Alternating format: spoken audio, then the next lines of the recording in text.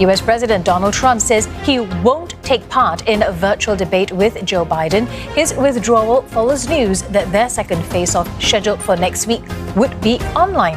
And all this comes just hours after the vice presidential showdown, described as less chaotic than last week's top-of-the-ticket clash. And for a closer look at the debate, we're joined by Stephen Okun, senior advisor at McLarty Associates. And Mr. Okun also served in the Clinton administration and worked on numerous Democratic presidential campaigns. Stephen, thank you very much for joining us this evening. So, an unprecedented virtual debate, which President Donald Trump says that he won't take part in. What was your first reaction? And do we know what's next then? Of course, he's going to take part in this debate. He has to take part in this debate. He's behind significantly to Joe Biden in the national polls and in the polls in almost every key swing state that he needs to win. He can't give up the opportunity. So I see this as, a typical Donald Trump blustering, opening, bargaining position. But I would be shocked if there is no second or third presidential debate because Donald Trump doesn't want it. And if the debate were to go ahead then, and if you, as you say, you believe that President Trump wants it to go ahead in a virtual format, although we don't really understand what that exactly means, does that work against him as well? Well, it certainly works against him if his strategy is to goad Joe Biden into looking not presidential, into looking flustered, into trying to make gaffes. And that was clearly what his strategy was last time. It didn't work. No reason to believe it would work a second time.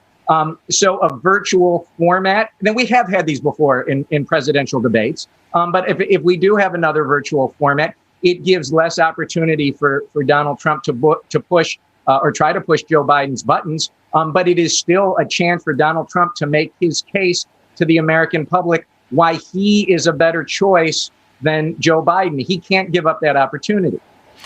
But then this appears that is another indication that the election race is ultimately defined by this COVID pandemic, whether Donald Trump likes it or not.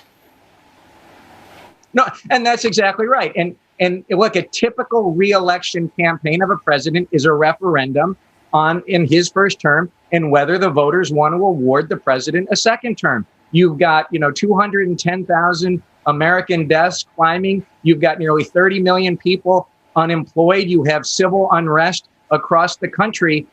If that's the referendum on Donald Trump, he's going to lose. So he has to change the narrative of this campaign from a referendum to a choice. Very difficult for someone to do who's a sitting president who's been dealt this hand or who's given himself this hand. But that's why he needs to have this debate to desperately try to make this a choice and not a referendum on COVID, because the American people believe that he has failed when it comes to addressing the pandemic. So he also, on one hand, he has to convince the American public that he has been doing a good job. He also needs to reach out to voters beyond just his base, doesn't he?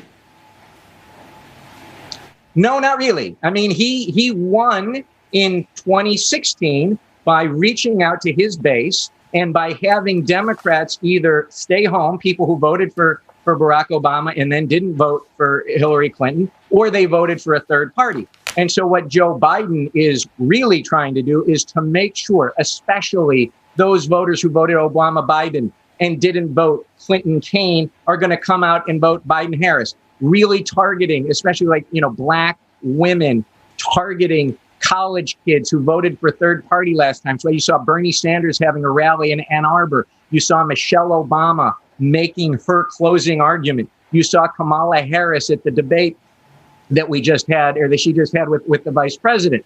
And so that's what they're trying to do, is make sure that Donald Trump isn't successful in keeping people home. And that's what Trump needs to do. Deepen his base, keep people home, scare the suburbs, and try and hold on to as many suburban women as possible. All right. Stephen, just as you were speaking, the Trump campaign has just said that Donald Trump will hold a rally instead of attending the next presidential debate. This is a statement coming out from the Republicans. We're going to have to wait and see what else, is said. But I want to pick up on what you said about the vice presidential debate. What's your assessment on how both candidates performed? Well, Kamala Harris had more upside and downside going into this debate.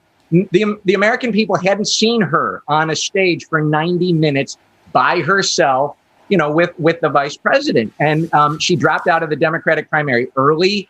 She's a senator and she gets a couple minutes here and there at hearings. But this was her one chance. She had to prove that she was ready on day one to become president. And look, I think she did that. I think she showed that she was smart. She showed her personality. She showed that she could do a give and take with the vice president.